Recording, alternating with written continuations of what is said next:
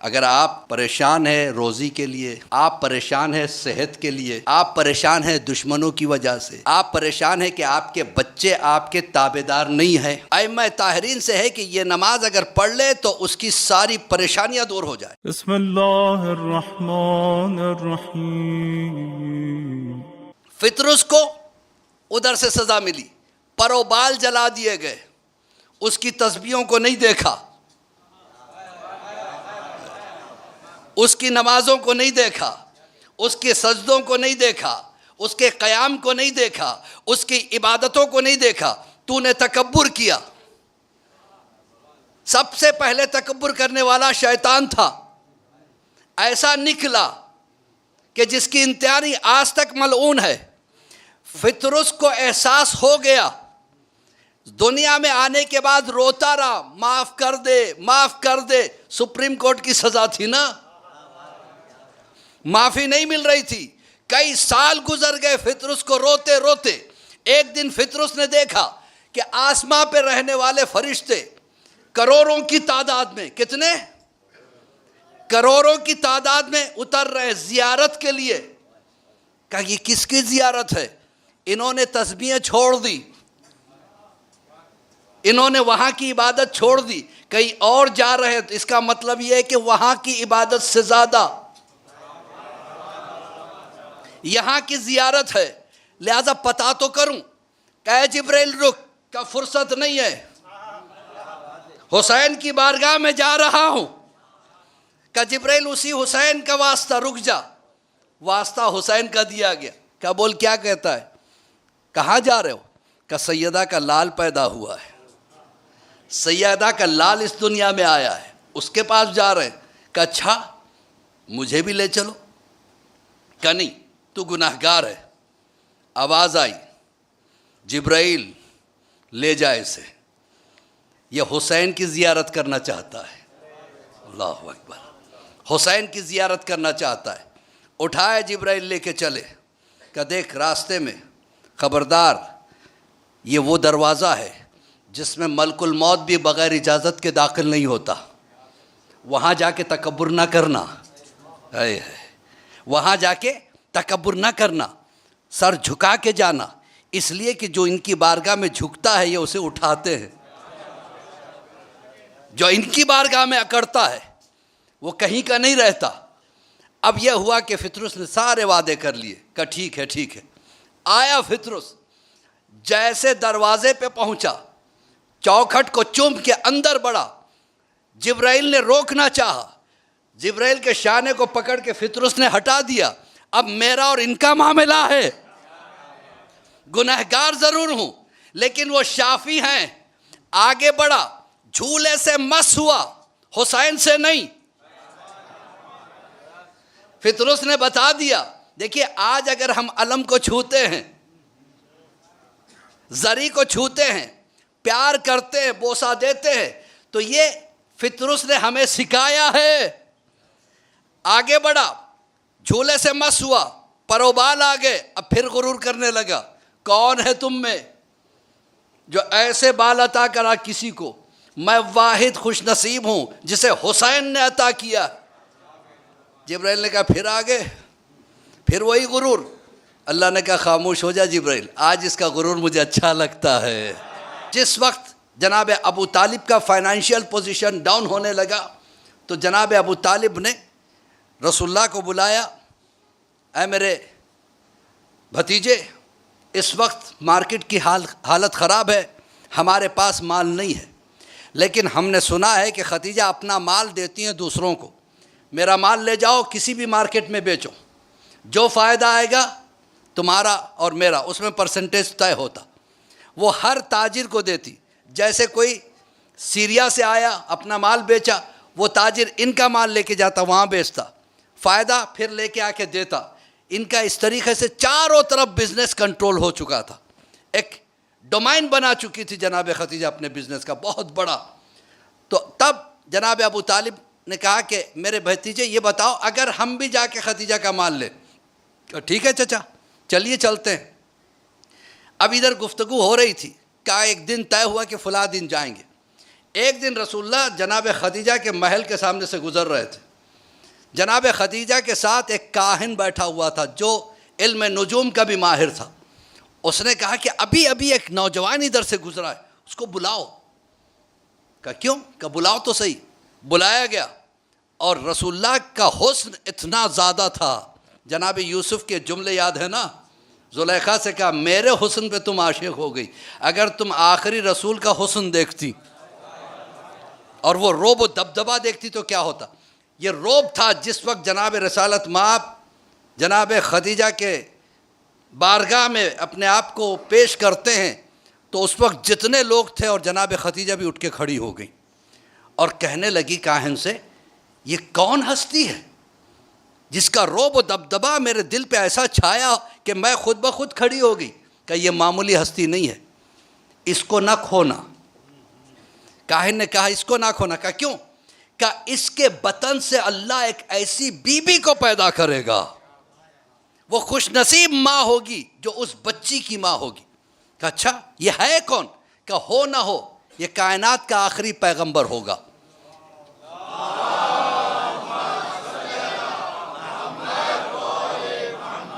अब थोड़ी देर के रसूलुल्लाह वहाँ से उठे चले गए। वो रोज़ तय हुआ जब जनाब खदीजा के पास आना था, जनाब अबू तालिब और रसूलुल्लाह दोनों मिल के आए। आने के बाद जनाब खदीजा के सामने पेशकश रखी, हम आपका माल बेचना चाहते। जनाब खदीजा बहुत ज़्यादा खुश हो गई, शुक्र खुदा बजा लाई, ऐसे मौके की मैं तलाश में थी। चलो ये खुद ब खुद आया। क्या ले जाइए, आपको जितना माल उठाना उठा लीजिए, जो देना है दे दीजिए, जो ना देना है ना दीजिए, ले जाइए। मैसरा को बुलाया जो उनका ख़ास ग़ुलाम था। मैसरा तेरा काम ये है, ये तो ख़ुद अपने माल की हिफाजत करेंगे, तो इन पे नज़र रख, ये करते क्या है, इनकी फ़जीलतें क्या है, वो आके मुझे बयान करना, तेरी ये ड्यूटी है। मैसरा ने कहा ठीक है शहज़ादी, मैं निगाह रखूँगा। क्या इनकी हिफाजत करना, कभी कोई इनके ऊपर कोई आँच ना आने पाए। मैसरा ने कहा ठीक है। रसूलुल्लाह चले, मैसरा चला। एक जगह पे पहुंच के रसूलुल्लाह का क़याम हुआ तो रसूलुल्लाह ने कहा कि इस मैदान से क़याम उठाओ, इस पहाड़ की चोटी पे हम लोग जाके क़याम करेंगे। कहा क्यों, क्या हुआ? कहा कल सैलाब आने वाला है, जबकि सैलाब के कोई आसार नहीं थे। अल्लाह को दिखाना था ना कि मेरा रसूल क्या है। कहा कि मैसरा परेशान। एक ताजिर ने कहा कि नहीं, मुझे ये जगह अच्छी लगती है, मैं यहीं रहूँगा। रसूलुल्लाह के साथ जितने थे ऊपर चले गए, बाकी तुज्जार भी चले गए, लेकिन जो ताजिर रह गया था, उसी दिन रात में एक तूफ़ान आया, उसका सारा माल बह गया। मैसरा ने कहा आपको कैसे पता चला? रसूलुल्लाह मुस्कुरा के खामोश हो गए। फिर चले, कुछ और आगे चलने के बाद इत्तेफाक से अबू जहल भी मौजूद था अपने माल के साथ, इसी काफ़िले में जा रहा था। उसने वहाँ देखा तो हंसना शुरू हो गया। अच्छा, कुछ लोग ऐसे होते हैं अपनी क्वालिटी बढ़ाने के बजाय दूसरों की क्वालिटी पे हसद करना शुरू करते हैं। इसके पास क्यों है, क्यों, क्या अपनी क्वालिटी बढ़ाओ। कहा नहीं, मेरे पास नहीं तो इसके पास भी नहीं होना चाहिए। अब अबू जहल में हसद पैदा हुआ, हसद पैदा हुआ। अब वो उसका काफिला आगे आगे चल रहा था। जैसे आगे आगे चला, एक कुआं था, वहाँ पे पहुँचने के बाद अबू जहल ने कहा इतना पैदल चलने के बाद एक ही कुआं है, जितना हो सके पानी पी लो, जितना हो सके स्टोर कर लो। पीछे मोहम्मद का काफिला आ रहा है, इसको पाट दो, रेती और पत्थरों से इस कुएं को पाट दो। पाट दिया गया। उसके बाद आगे चल के कहता है कि सब पत्थरों के पीछे छुप जाना। जो ग़ुलाम मुझसे आके सबसे पहले ख़बर दे कि ये मोहम्मद अरबी भूखे प्यासे मर गए, मैं उसको ग़ुलामी से आज़ाद कर दूँगा। ग़ुलाम लगा दिए गए, एक जगह जाके बैठ गया। अब यह हुआ कि रसूलुल्लाह तशरीफ़ लाए। लाने के बाद अब जितने काफ़िले में लोग थे प्यासे थे। कहा यहाँ पे एक कुआं हुआ करता था। रसूलुल्लाह ने कहा फ़लाँ जगह कुआं है, वहाँ जाओ। कहा ये तो पाट दिया गया है, इसको रेती और पत्थरों से ढाँप दिया गया, क्या किया जाए? कहा घबराओ नहीं। गए, जाने के बाद एक ठोकर मारी।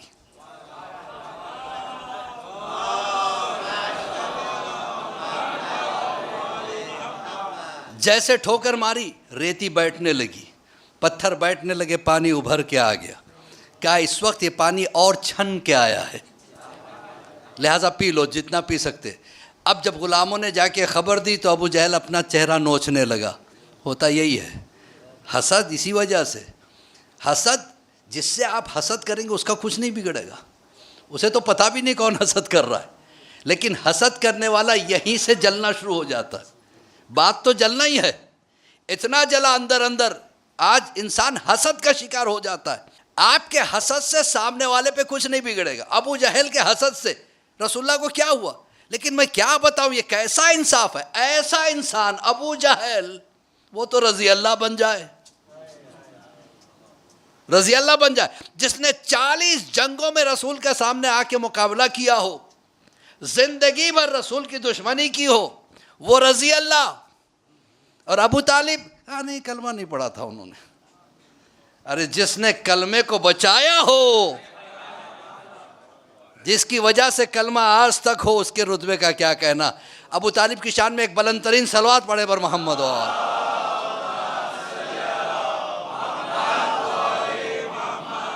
ये आपकी बुलंद तरीन सलवात थी।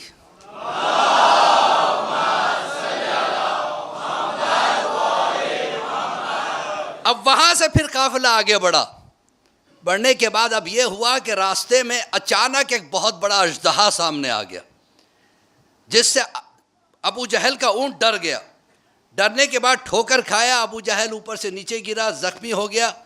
तो एक मर्तबा कहने लगा कि ये अजदहा कहाँ से आ गया। जल्दी से अपने आप को पीछे हटाया, कहा कि चलो अब पीछे चलो, आगे मत जाना, अजदहा सामने है, पीछे मोहम्मद का काफिला आ रहा है, हम उनके साथ हो जाएंगे।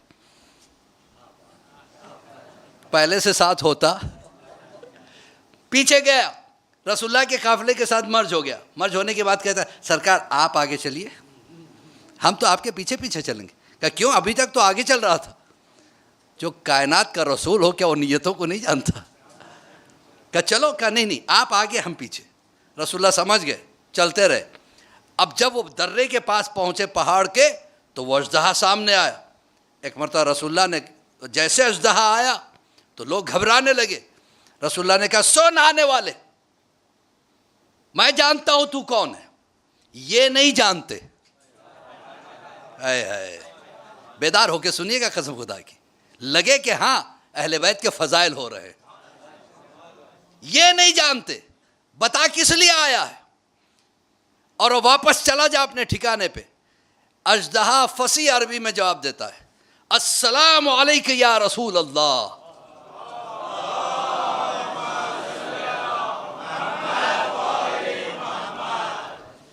मैं आपका इंतजार कई बरसों से कर रहा था। मैं सुलेमान के ज़माने का जिन हूँ, उनके हाथ पे मैंने ईमान लाया था। मैंने उनसे कहा मेरी शिफात कर दो। उन्होंने कहा शिफात करना मेरा काम नहीं है। कहा फिर कौन करेंगे। कहा आखिरी रसूल मोहम्मद अरबी।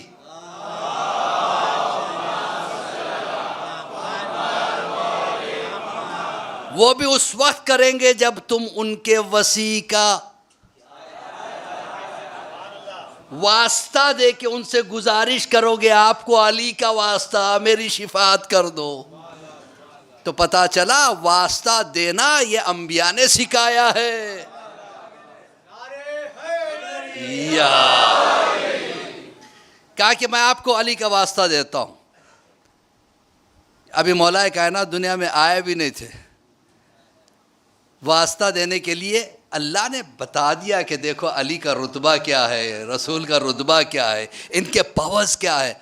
रसूलुल्लाह ने कहा जा, तूने अली का वास्ता दिया है, मैंने तुझे तेरी शिफात की जिम्मेदारी ले ली, तू जन्नत में जाएगा। अब रास्ता छोड़, अपनी जगह चला जाएगा। अजदहा तो चला गया। सबसे ज़्यादा अगर चेहरा बिगड़ा ना, अबू जहल का चेहरा बिगड़ा।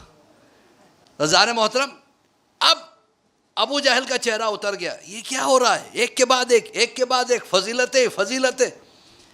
अब वहाँ से चले, आने के बाद मार्केट में जब पहुँचे, रसूलुल्लाह ने कहा आज मेरे काफिले वाले अपना माल नहीं बेचोगे। अबू जहल ने कहा मैं सबसे पहले बेचूंगा। उसने बेचा, जो दूसरे थे सबने बेचा। रसूलुल्लाह के जो ग़ुलाम थे वो खामोश थे। कहा रसूलुल्लाह आप बताएं, जब कहोगे तब बिकेगा। क्या कल बिकेगा माल। जब दूसरे दिन बिका तो उससे ज़्यादा कीमत में बिका। फिर चेहरा उतर गया। देखिए, फजीलतें जिसको अल्लाह ने दी है उसे कोई घटा तो नहीं सकता। मैसरा एक एक चीज़ को नोट कर रहा है। अब यह हुआ कि मार्केट में जब पहुंचे थे, सख्त तरीन सूरज की गर्मी, ऐसे में एक अब्र का टुकड़ा है जो रसूलुल्लाह के ऊपर साया किए हुए।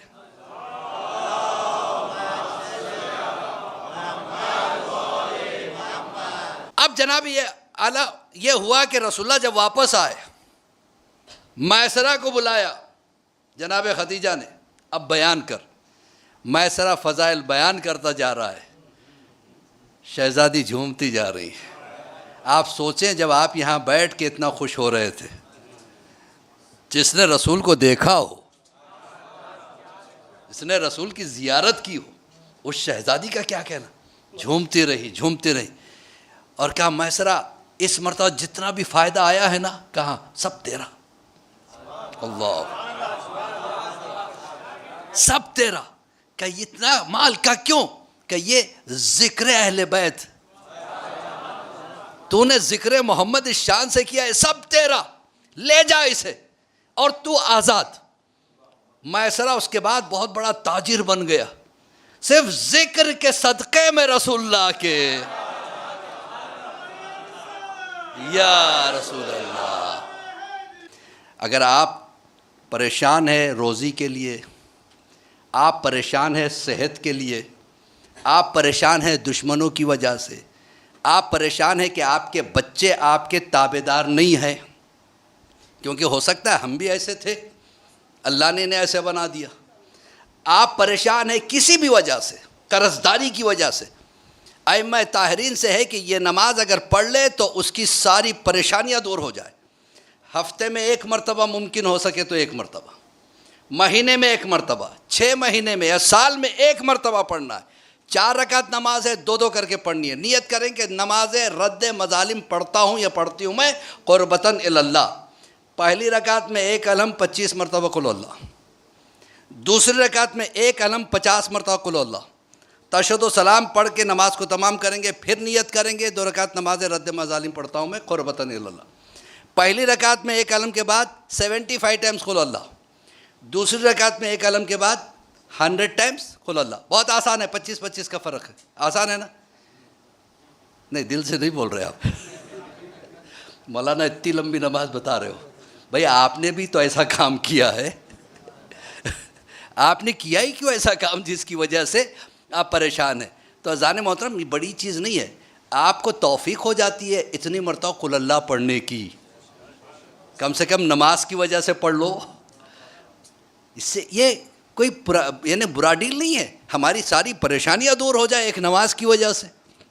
हर एक से गलती होती है, चलते फिरते आप नहीं जानते। कभी कभी सामने वाले को एक मरतबा ऐसा हुआ, मैं मजलिस पढ़ रहा था, इस शैतान ने ये किया, इस शैतान ने ये किया, हालांकि मेरा इंटेंशन इधर नहीं था। मजलिस तमाम किया, साहब आए मिले, साहब मैं आपको शैतान नज़र आता हूँ। मैंने कहा भाई ये क्या कर रहे? कहा आप मुझे को दिखा रहे थे। हालांकि मेरी वजह से उनका दिल दुख गया और मुझे पता भी नहीं चला। ये छोटे छोटी चीज़ें होती है, छोटी छोटी गुनाह होते हैं, लेकिन कभी कभी इसकी वजह से हम पे बला आ जाए। मैंने फ़ौरन उनके हाथ पकड़े, मैंने कहा भाई मुझे माफ़ करना, मेरा मतलब इधर नहीं था, शैतान तो हर तरफ होता है, इधर भी दिखा दो। तो कहने अच्छा अच्छा, मैं सोचा शायद आप मुझी को, किसी ने शायद आपको मेरे ख़िलाफ़ कान भर दिए, ये भी बड़ी बला है, ये भी बड़ी बला है। एक साहब हमसे धीरे धीरे बातें कर रहे थे, दूसरे साहब जो हमारे साथ थे वो मेरे ही बारे में कह रहा था ना, भाई आपसे कोई ताल्लुक़ ही नहीं था। इसीलिए हुक्म है कि जब 4 आदमियों में बैठो तो कानाफूसी ना करना। कितना इस्लाम ख्याल रखता है हमारा। तो जान मोहतरम ये है नमाज रद्दे मजालिम, इसको नोट कर लीजिएगा, शायद किसी के काम आ जाए, तो इस गरीब को भी दुआ दे दीजिएगा।